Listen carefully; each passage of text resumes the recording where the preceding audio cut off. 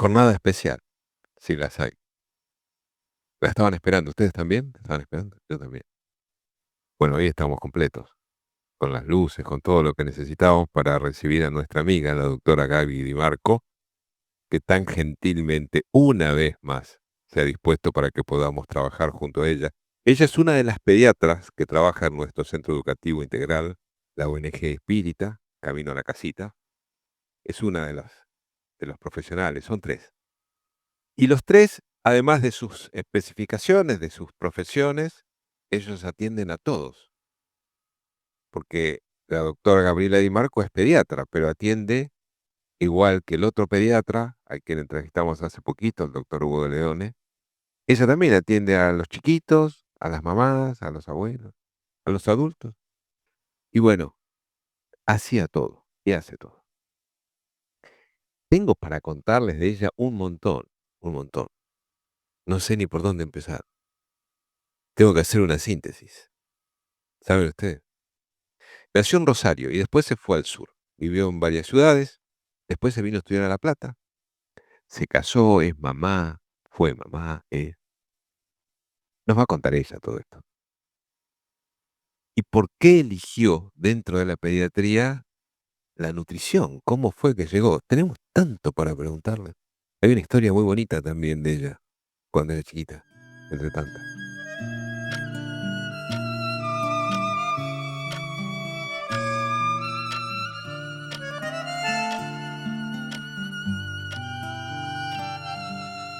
¿La presentamos?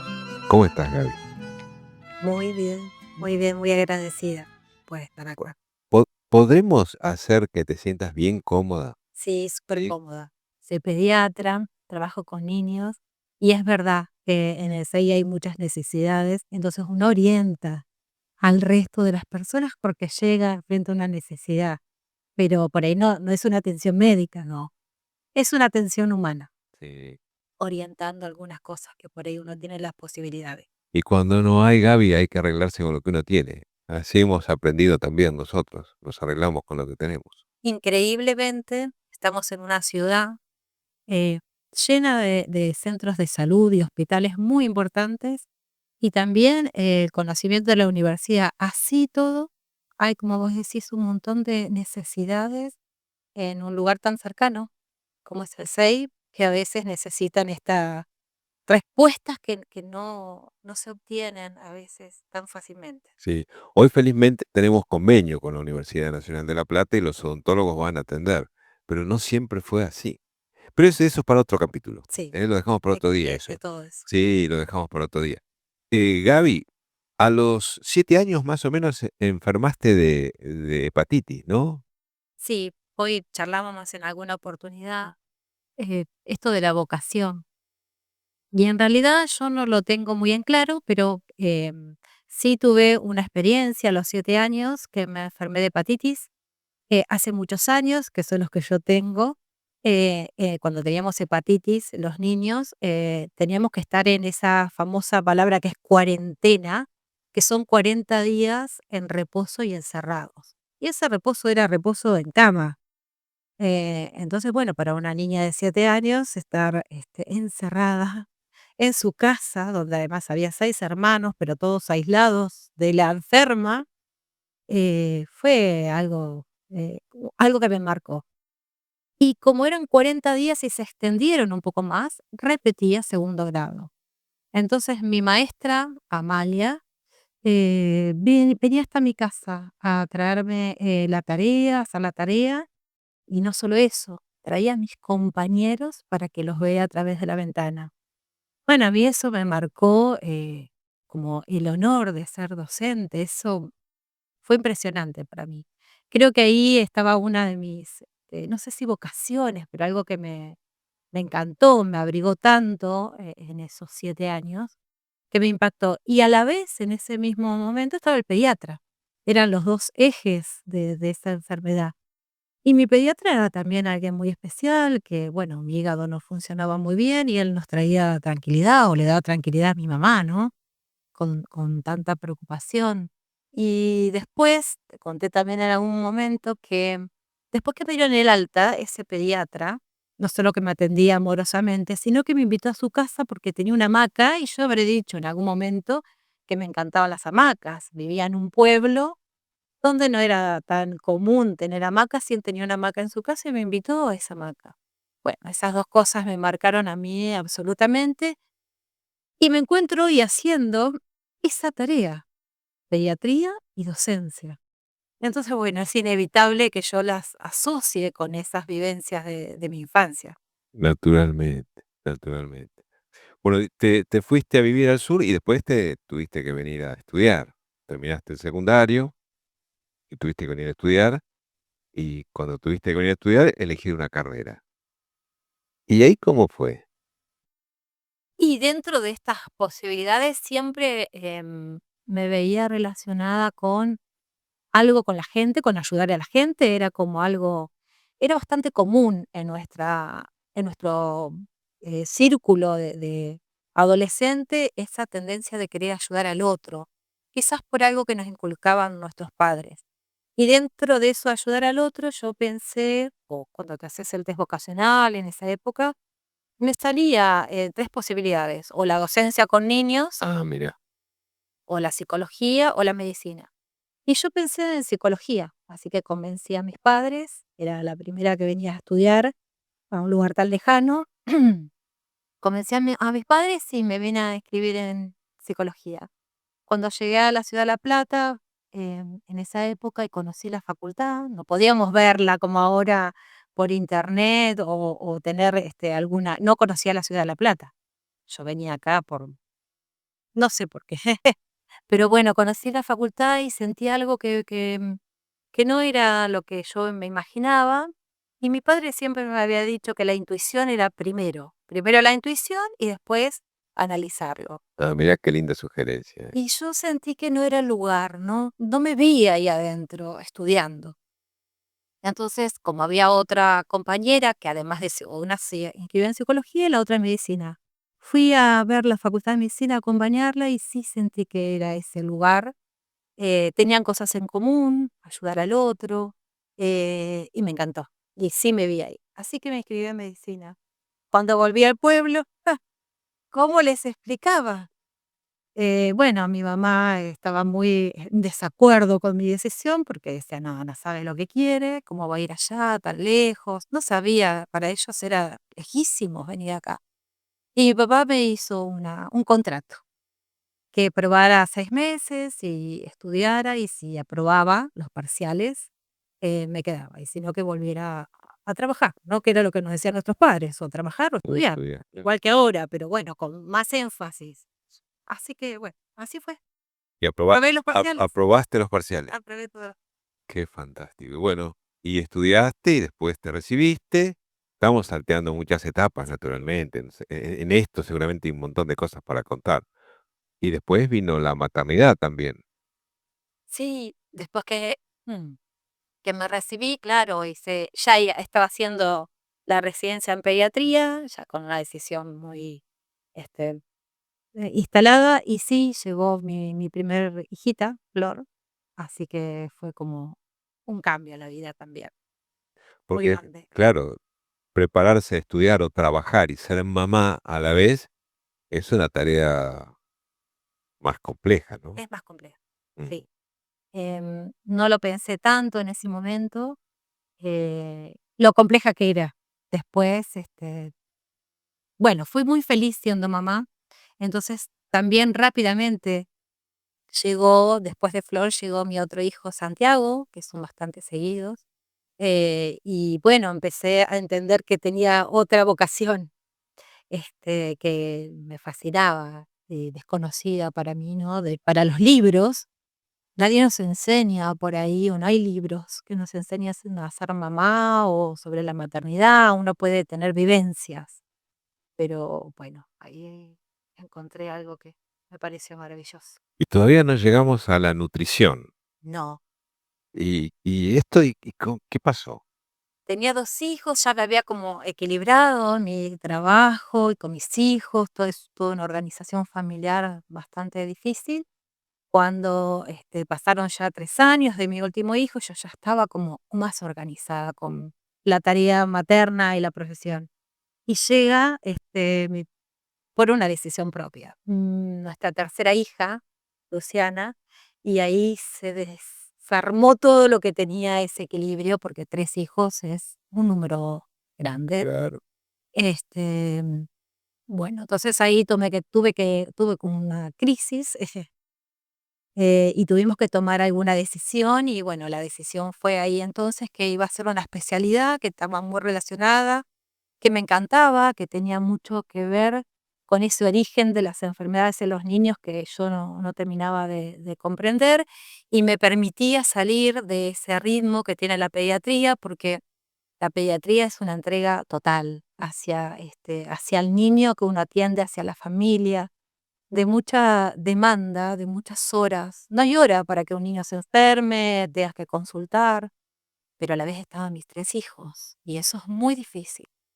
Y bueno, había que tomar la decisión de cuál era mi tarea central y bueno, tomé la decisión que mi tarea central era ser madre, y eso me hizo que ver que en una especialidad, le llamamos nosotros, cuando te centralizás en una parte de esa pediatría, podía seguir haciendo mi profesión que amaba y amo, pero sí también estar al lado de mis hijos, que era algo que ellos necesitaban y que yo quería también. Y ahí entonces,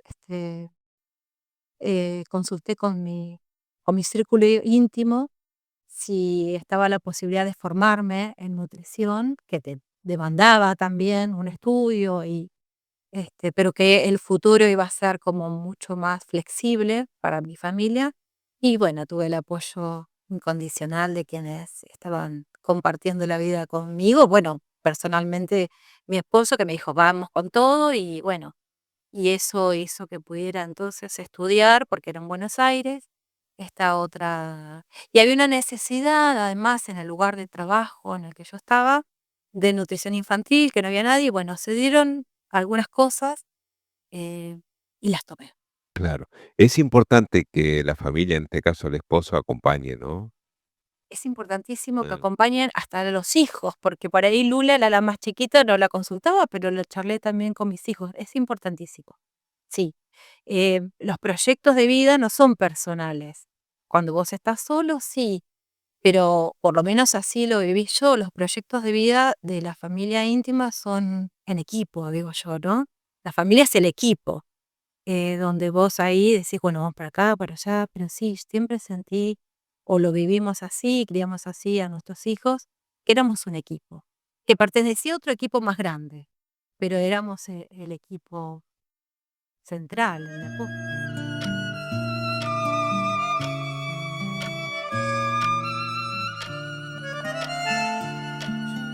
Tu papá te hablaba de la intuición, ¿no? Hace ratito vos lo decías. Gaby, cuando un médico atiende a un paciente adulto, le va pidiendo referencias, datos, qué le duele, dónde le duele, qué le pasó antes, qué le pasó después, qué comió, qué no comió, en fin, todo lo que hacen los médicos naturalmente y como debe ser. Pero cuando los pediatras atienden a un bebé que no se expresa y que solamente llora y además atender la dificultad de los papás que entran en pánico muchas veces, ¿cómo hace un pediatra para darse cuenta qué es lo que tiene un bebé? Hay un secreto que tenemos los pediatras. A ver. No, todos los médicos. Tuve un maestro impresionante en tercer año de la facultad que me enseñó el secreto. Nos enseñó a todos. Decía que cuando abre la puerta el paciente, nosotros ya tenemos que estar sintiendo qué pasa con esa persona. Tratar de sentir qué le pasa, qué le duele, a qué viene. Y ese ejercicio que se hace cada vez más frecuente a medida que uno va viendo cada vez más pacientes, funciona impresionante. Y con los niños, uno lo hace a través de la mamá, ya ves la preocupación de la mamá. Y para mí hay algo que es la mirada de los niños. Parece que ahí nos hablan, porque creo que es así, que a través de esa mirada nos están diciendo todo. Los niños que no pueden hablar, ¿no? Los bebés. Sí, se interpreta, hay interpretaciones. La mirada es como las palabras de nuestro corazón y los niños. a través de la mirada nos están diciendo un montón. Otra forma de conectarse el niño con nosotros es el llanto, que muchos creen que es solamente una queja del niño. Sin embargo, el llanto es el idioma de ellos hasta que aprenden a vocalizar. Y el llanto también tiene sonidos que uno empieza a interpretar. El ser madre me ayudó un montón con eso, a entenderlo más, porque uno lo vive las 24 horas. El llanto es el idioma del bebé, y ahí también tenés un montón de datos. Y cuando la mamá es pobre, cuando pobre materialmente y además pobre afectivamente porque se encuentra sola, no tiene ese apoyo que de pronto uno desearía que tenga, y debes atenderlo como lo haces, vamos a contarlo, en Puerto Esperanza, que es un apéndice de la ONG Camino a la Casita. Puerto Esperanza trabaja con mamás necesitadas, mm, que tienen que ser apoyadas en su gestación.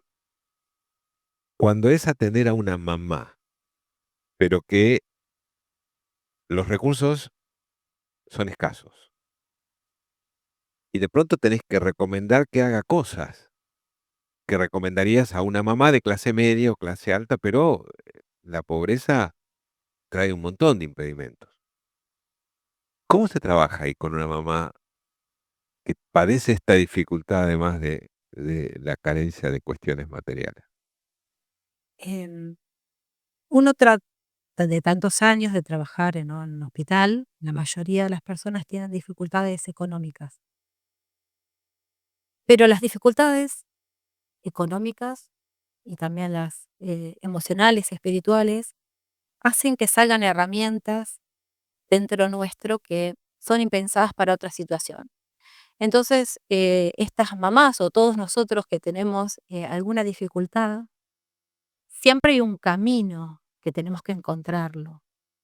Y he aprendido con estas mamás que sienten mucho dolor, que a veces dándole alguna soga, ¿no? Para decirlo así de manera casera, enseguida encuentran una solución que uno no hubiera encontrado.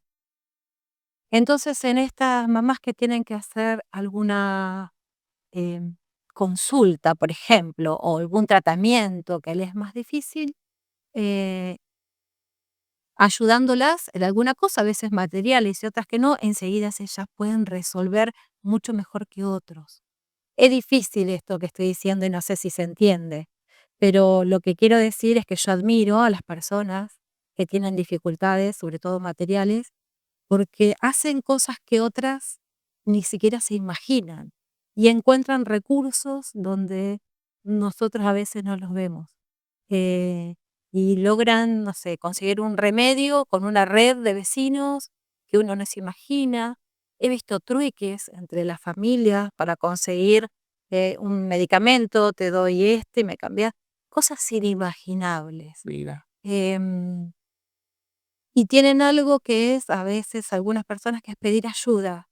Y cuando uno pide ayuda, muchos están esperando, no saben cómo ayudar y ahí aparece automáticamente una red de ayuda. Particularmente en el SEI, que hay muchas necesidades y cuando uno necesita puntualmente, ahora hablando de algo material como un medicamento, bueno, uno, entre muchos voluntarios que hay en el SEI, en general lo que hacíamos era comprar los medicamentos, ¿no?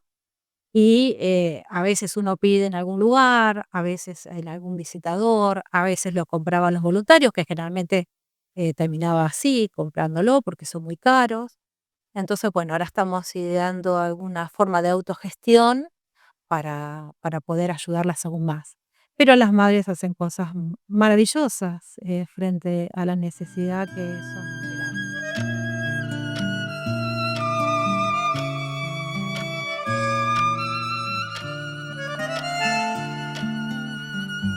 Bueno, y ya vamos de lleno a la nutrición ahora. Hace un tiempo, en un programa de radio de nuestra casa, la Sociedad Espírita Te Perdono, con nuestro amigo, con Claudio, un programa de radio con quien participabas, tuvieron un programa que fue fantástico, extraordinario. Creo que se llamó El Camino del Azúcar, el programa. Así se llamó, ¿no? El Camino del Azúcar fue. Y ahí contaste un montón de cosas, participaste con Claudio de un intercambio riquísimo. Eh, ¿Qué pasa con el azúcar, Gaby? Bueno, hablando específicamente esto de la nutrición, uno estudiando encuentra que el azúcar es el motivo de muchas enfermedades de la actualidad, niños y adultos. Empiezan en la niñez y se prolongan como una adicción en la adultez.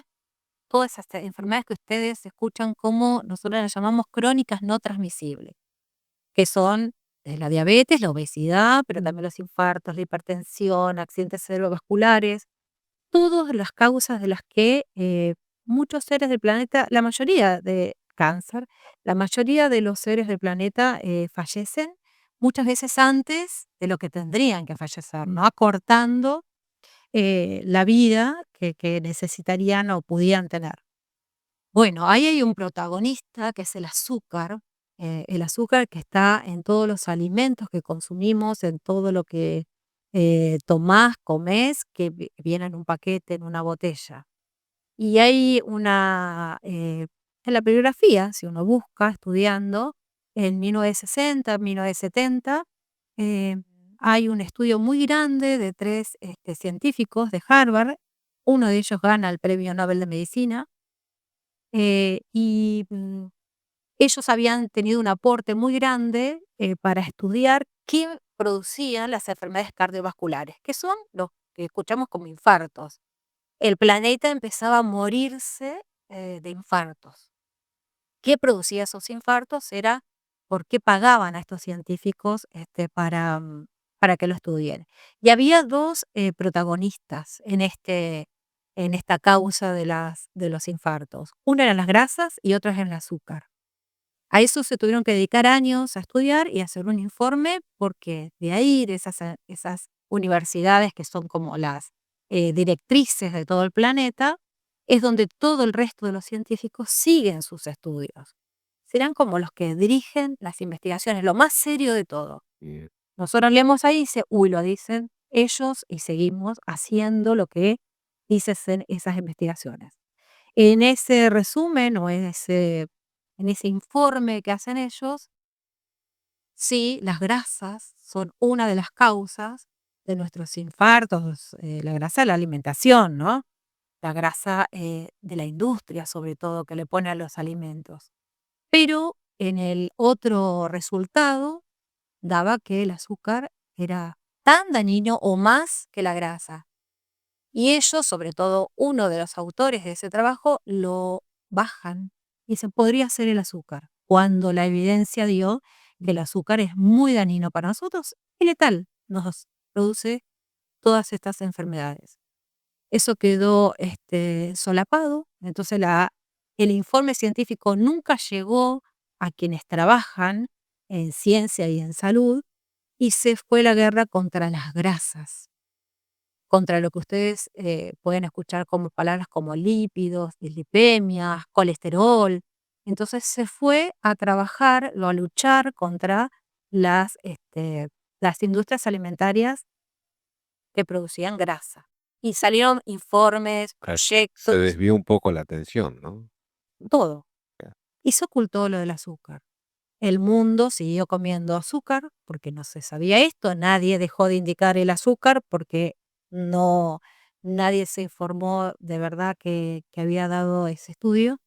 Y bueno, y el azúcar, antes de fallecer, el premio Nobel publica en otra revista muy importante que le había pagado la industria azucarera para que borrara la palabra azúcar. Él se arrepiente y sale, bueno, y ahí sale la ciencia de nuevo bueno, a empezar a atacar el azúcar. Atacar quiere decir, en realidad comimos azúcar durante todos estos años sin saber el daño que nos estaba haciendo. Y el azúcar tiene propiedades adictivas que es muy largo de explicar, pero tanto nuestro intestino como nuestro cerebro tiene receptores y hace que una vez que pruebes el azúcar desde muy temprana edad, seas una persona que necesita cada vez más el azúcar. Y por otro lado, la sal y el azúcar son ingredientes para que se mantenga un producto. Entonces, la combinación la sal y el azúcar hace que un producto pueda durar, un pan pueda durar envasado con sal y azúcar un montón de tiempo. Esto se pone como aditivo en todos los alimentos. Nosotros comemos todo, todo lo que mires de un paquete tiene sal y azúcar y somos adictos a esto. Pocos nutrientes y lleno de estos aditivos. Entonces, somos adictos al azúcar y nos están apareciendo un montón de enfermedades. 3 enfermedades principales se están viendo con relación al azúcar: los infartos, por supuesto, el Alzheimer y el cáncer. Los 3 están sumamente relacionados porque necesitan alimentarse, para decirlo de una manera así casera, de azúcar. Y bueno, entonces nos hicimos adictos al azúcar y tenemos estas 3 enfermedades a la cabeza en este momento.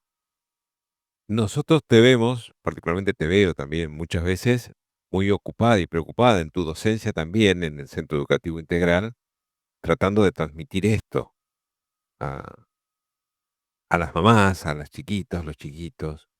No debe ser tarea tan sencilla en función de estar tan presente en todo el azúcar. ¿Cómo haces para contarles esto Es difícil. y bajar la dosis de azúcar al menos? Y bueno, hace años que venimos hablando y trabajando, a veces vienen los alumnos de nutrición también a trabajar. Es, no hay otra manera que, el conocimiento, y el conocimiento tiene que llegar a todos. Si queda como en un lugarcito donde nosotros leemos y entre nosotros lo vamos a un congreso, decimos: "Qué bueno este estudio, esto", si eso no sirve para bajar a quien lo necesita, que para eso uno estudia, para eso uno hace un trabajo. ¿Para qué lo haces? ¿Para tener el cuadro en tu casa o lo haces para que llegue a las personas? Que esa es la idea fundamental de la ciencia. Estudiar, capacitarse, ¿para qué? Para reformar algo en los seres, no solo los queridos, sino todos los seres que puedan acceder a esa información. Bien, la persona ya está tan acostumbrada porque desde el vientre, como decís, consumió azúcar, tiene su organismo adaptado al azúcar, necesita porque es aditivo. Bien, ¿cómo hacemos para modificar esto? ¿Qué sugerencia damos? Es sencillo, A ver, muy simple y muy complejo a la vez. Nuestro cerebro se alimenta de azúcar, básicamente, agua y azúcar. Son los elementos fundamentales para que funcione. Eh, el azúcar está en la naturaleza. Hay que explicar a las personas de qué se trata esto. Hay un azúcar que es química y un azúcar que es natural. Nuestro cerebro, nuestro cuerpo necesita la natural. Para que hacer cosas así muy sencillas y explicar cuál es la diferencia de un azúcar sintética que lo produce una máquina y la que produce la naturaleza, que lo tienen todas las frutas, verduras, legumbres, todo tiene azúcar, todo tiene glucosa con ese nombre, ¿no? Para que se produzca esa glucosa en un alimento de la naturaleza, necesita de la acción del sol. Es por fotosíntesis que se produce esa glucosa que necesita nuestro cuerpo. Funcionamos todos los seres iguales, todos los seres vivos iguales en el planeta, con el sol. El azúcar que necesitamos viene de la fotosíntesis, o sea, de que un alimento está al sol. No tiene nada que ver con un paquete que viene del supermercado. ¿Cómo le explicamos a la gente? Los supermercados no tendrán que existir en el planeta. No es mucho negocio, ¿no es cierto? Quien dice: "Y todo", van a bajar la persiana esta persona, pero es la realidad, es lo que estamos estudiando, es lo que dicen los científicos. Nada que venga en un paquete, o que venga en plástico, o que venga embotellado, que dure 10 días, nada de eso es natural y nada de eso necesita nuestro cuerpo. Va a ser enfermedades. Todo lo que consumamos de un paquete nos va a producir enfermedades. Tenemos que volver a los alimentos naturales, desde la lactancia humana, y ahí viene esa glucosa especial para el cerebro del bebé durante 2 años, y alimentarnos con alimentos. Hay una docente en nutrición que dice que hay que comer todo lo que viene de las plantas o que camina por la tierra, ¿no? Uno puede tener diferencias si come animales o no come animales, Pero bueno, lo que está en la naturaleza es apto para nuestro cuerpo en este momento de nuestra vida. Uno puede ir perfeccionando y encontrando nutriciones más sanas aún, pero tiene que ser de alimentos que tengan que ver con lo que existe en el planeta. Y en el planeta existen seres que son del reino animal, del reino vegetal y del reino mineral. Y el agua. Esa es la composición de todos nosotros por igual. El planeta, nosotros, planeta 70% de agua en su composición, nosotros también. Todos los seres vivos necesitan el sol para vivir, nosotros también. Todo lo que venga del planeta parece que es apto para nuestro cuerpo. Todo lo que inventó el hombre, que son estas máquinas, los supermercados, las etiquetas, los premios, los colores, colorantes, conservantes, no tiene nada que ver con nuestro cuerpo y nos enferma. Es muy sencillo, pero hay una industria alimentaria que hace apenas 100 años hace una explosión de riqueza con mucho marketing y muchas investigaciones sobre nuestros gustos y nuestras adicciones y lo usa para hacer un negocio. Pero hay que estudiar, hay que tener autoconocimiento de qué somos, de cómo estamos hechos, de cómo funcionamos, eh, a qué venimos acá. Hay que empezar a salir de ir al supermercado, comprar cosas ricas y empezar a preguntarnos más qué hacemos, qué venimos a hacer acá y cómo nos tenemos que alimentar.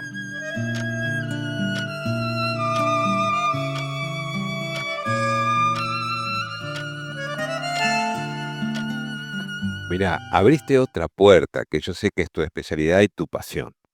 Eh, tenés tiempo, ¿no? Sí, nos quedamos bien. ¿Ustedes tienen tiempo? Sí. Digo, esto va para. No podemos dejar pasar la oportunidad. Nuestra amiga abrió la otra puerta y habló de la lactancia. Y la lactancia, eh, desde la trascendencia, ya no nos preguntamos si es trascendente, hablamos desde la trascendencia de la lactancia. Tenemos un montón para decir. Un montón. Mirá, las historias de nuestra humanidad se repiten. La lactancia es algo natural que está hecho desde la naturaleza para el ser humano. Todos los mamíferos tienen leche para su especie. Nosotros pertenecemos a los mamíferos y bueno, y tiene no solo un montón de componentes necesarios para nuestra especie, sino también un ecosistema especial que se llama microbiota, que entonces cuando cada especie da a su especie ese alimento, le transmite no solo el líquido ese, que es la leche, sino toda esa información que es la microbiota. Em, lo mismo que pasó con el azúcar, sucede algo similar con la lactancia. Hace muchos años, cuando los reyes y las reinas y los burgueses querían alimentar a sus hijos con esta leche, eh, bueno, empezaron cosas de estéticas pensando que las mamas de las mujeres se deformaban si le daban de mamar de su propia leche. Entonces usaban a las nodrizas o a las empleadas para que amamanten a los hijos de los burgueses. Y entonces estas mujeres, esclavas o como se llamen, pero eran esclavas, o las sirvientas que alimentaban a estos niños de los burgueses, se morían por desnutrición. Y ahí aparece un bioquímico muy preocupado por esto de cómo en la sociedad que llamábamos de clase baja o trabajadora, en esos años, estaban muriendo. Inventa una fórmula para ver si estos niños sobrevivían. Porque la mamá tenía que elegir o entre alimentar al hijo de la reina, princesa o lo que sea, o los osos propios, los propios morían. Entonces este bioquímico hace una fórmula y va encontrando la leche de cabra, de vaca, busca alternativas con una muy buena intención de salvar a estos niños y hace una fórmula. Esa fórmula empieza a resultar y estos niños sobreviven. Y ahí viene un empresario que vio la parte económica, que está muy bien, pero bueno, hizo una industria muy grande, con estas leches, em, y vende estas patentes, y ahora de haber una empresa de estas, produciendo estas leches que son medicamentosas o fórmulas, medicamentosas, que en algún momento le pusieron maternizadas y está prohibido por ley en muchos países, en el nuestro está prohibido decir maternizada a una fórmula medicamentosa, eh, que no tiene nada que ver con la leche humana. Tiene un montón de beneficios para niños que lo necesitan, pero no es leche humana ni maternizada. Estas fórmulas, bueno, encontraron ahí una beta, un negocio, y hay miles de empresas muy fuertes produciendo estas leches medicamentosas. Y hubo toda una generación, de la cual me incluyo, que nos alimentaron con estas leches, porque ¿qué pasa? También nos vendían como que eran fórmulas impresionantes, nos decían a nuestras madres, para, alimentar a sus hijos.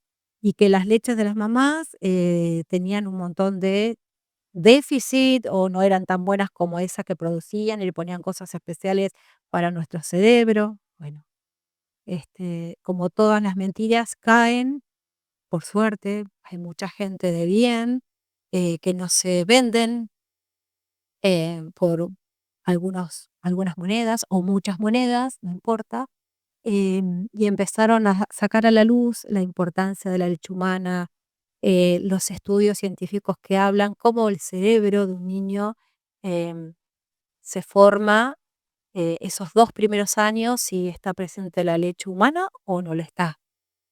Por suerte todo esto, los jóvenes, vienen ya con otra, información. La información está, si uno quiere buscarla y si uno estudia, está al alcance de todo. Esta es la parte magnífica de la tecnología. No tengo que esperar como en mi época 3 años para conseguir un artículo, que lo traduzcan y nos los manden. Ahora uno googlea y puede, eh, rápidamente saber que está investigando grupos independientes o grupos serios, y bueno, y tener esta información para poder transmitir, porque está la información científica, tiene que pasar a las personas que atienden personas y de ahí transmitirlas. Y acá había muchos, intermediarios que no tenían interés en la salud de las personas, y eso hizo mucho daño. Entonces, en la leche humana hicieron mucho daño.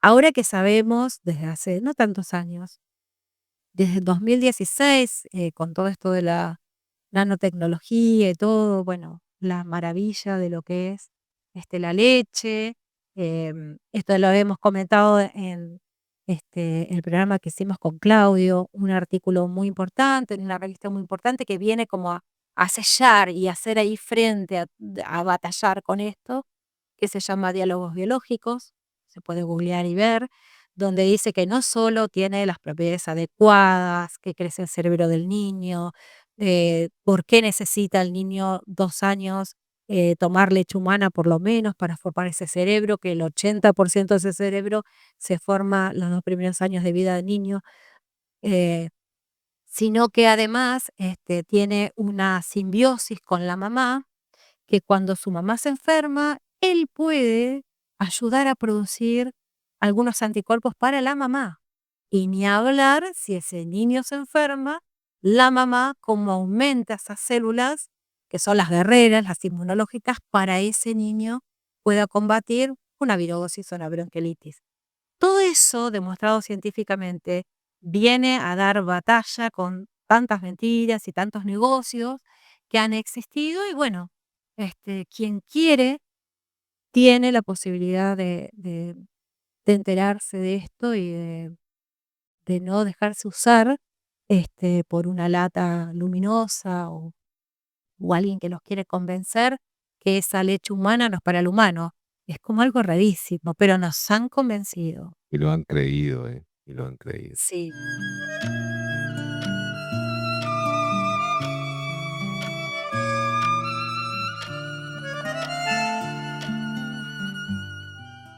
A ver, amiga, vos vas a estar delante de un público vas a estar en un escenario solita, ¿sabes? El punto es que el público que te va a escuchar, algunas están por ser mamá, están gestando por ser mamá, otras lo fueron hace poquito, días, un mes y medio, 2, suponte. Y a semejanza de lo que pasaba con estas mujeres de la realeza, en la que vos contabas que no daban la teta, no le daban de el alimento a sus hijos, ellas por diferentes razones no saben qué hacer, ¿viste? Están dubitativas. Y vos le tenés que hablar de la trascendencia que es amamantar a un hijo. El escenario está puesto, estás detrás de las cortinas y ellas, todas mamás, o por serlo, o mamás gestantes ya por su hijito por nacer, o algunas con sus hijitos ya en brazos.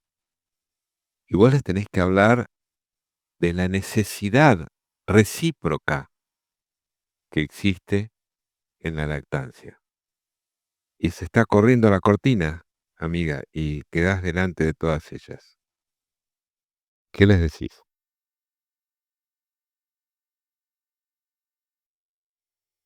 Les diría que no duden en lo que está diagramado por un ser superior, algunos lo pueden llamar universo, otros lo llamamos Dios, em, y que con simplemente mirar a nuestro alrededor, sin mucha este, necesidad de nada material, sino con profundidad poder mirar cómo funcionan las cosas, veamos cómo funcionamos nosotras como mamás, cómo sucedió esa gestación, cómo fue creciendo ese bebé dentro de nuestra panza, sin necesidad a veces de ninguna intervención, solo controlar que eso vaya sucediendo, viendo cómo sucedía esa gestación. Pero hay algo que hace que esto suceda más allá de nosotros. Y esa programación que hay para que surja esta vida, que es este bebé que ahora ya nació o que está por nacer, tiene también planificado, además de esa gestación maravillosa que vimos juntas, cómo fue sucediendo. Y si no lo vieron, les pido que para el próximo lo vayan viendo cómo sucede, que participen eh, activamente de cómo es la vida dentro de nuestro vientre. Y esa misma maravilla de cómo creció ese bebé sigue sucediendo para toda la vida, pero tiene una programación más allá de nosotros, que es que ese crecimiento, que se llama extrauterino, fuera entonces de nuestro vientre, tiene por 2 años un alimento que está diagramado desde otro lugar, más allá de nosotras, que es la leche humana. Ese alimento, cuando lo estudiamos desde la ciencia, es perfecto. Entonces, ¿cómo nosotras no vamos a aprovechar eso que es gratis, es para todas por igual? No hay distinción ni de edad, ni de raza, ni de como lo quieran llamar. Todas las mujeres pueden amamantar, o casi todas, pueden amamantar a ese bebé con esta leche perfecta que es para ese bebé, para que crezca como cualquier mujer quiere que su hijo crezca fuerte, sano, feliz, que sea inteligente. Bueno, esta leche humana está diseñada desde otro lugar, más allá de nosotras, desde muy arriba de este planeta, para que todo eso suceda sin que nosotras nos tengamos que preocupar. Aceptamos ahí la vida, ayudamos a que la vida suceda y alguien diseñó una leche perfecta. ¿Por qué no usarla? Y además de ese alimento perfecto, mientras estamos amamantando, tenemos esa conexión con esos ojitos y nos vamos conociendo o reconociendo para mí, para que ese bebé crezca feliz y entre los dos o las dos, em, podemos compartir esta vida maravillosa. Porque además de ese alimento perfecto, en ese momento además crece entre nosotros el amor. Entonces ese amor, ese vínculo que es para siempre con nuestro hijo, también tiene que ver con esta leche, con ese momento. Está todo diseñado. Lo que tenemos que hacer es prestar atención a lo que ya está instalado y no toquetearlo mucho. Hacerlo ahí intuitivamente, como decía mi papá, que detrás de esa intuición de madre está el secreto de todo. La intuición de madre va a ser que amamantemos, que lo amemos, que lo alecemos, que reconozcamos el llanto. Usar la intuición y lo que está diagramado de esta manera perfecta va a facilitarnos un montón la tarea como mamá, que es maravillosa. Y bueno, usar este alimento perfecto que no hay máquina que todavía lo puede imitar, sería una desinteligencia de nuestra parte no poder aprovecharlo. Nada, hay que alimentar. No hay otra manera de alimentar a nuestros hijitos que no sea con la leche humana. Tan importante es que, y en esta ciudad de La Plata, que es también precursora en algo que ustedes por ahí han escuchado, y si no lo han escuchado, entérense, que se llama el Banco de Leche. Acá en la ciudad de La Plata es una de las precursoras de 22 bancos de leche que hay en Argentina, justamente haciendo honor a este alimento perfecto, y muchas mamás donan esa leche para que otros bebés que por diferentes circunstancias no se pueden amamantar con su mamá, esa otra mamá done y se puede alimentar de ese alimento perfecto. Hay inteligencia artificial y habrá mucho más todavía. em, Aparecen tantas cosas, los satélites, entendemos, nos comunicamos, pero no se puede imitar todavía la fórmula de la leche humana. Entonces, ¿cómo no vamos a aprovechar esto? Esas células se llaman células madres, que son precursoras de un montón de cosas que todavía no entendemos del todo, pero tienen la energía física, emocional y espiritual para nuestro hijo. Así que nada, vamos por la leche humana y si no, ayudamos en lo que sea. Qué placer, qué placer. Si Dios quiere y solo si Dios lo quiere, entonces nos vamos a volver a encontrar porque estamos a tiempo.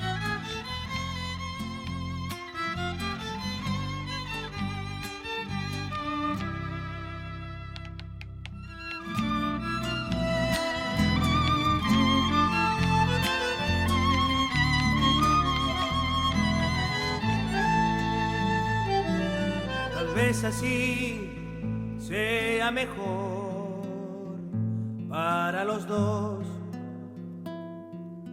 No dudes en buscarme cuando más me necesites. No olvides que llevaste mi alma en este viaje. No olvides que mi amor se muere por buscarte a donde estés, con quien estés, por donde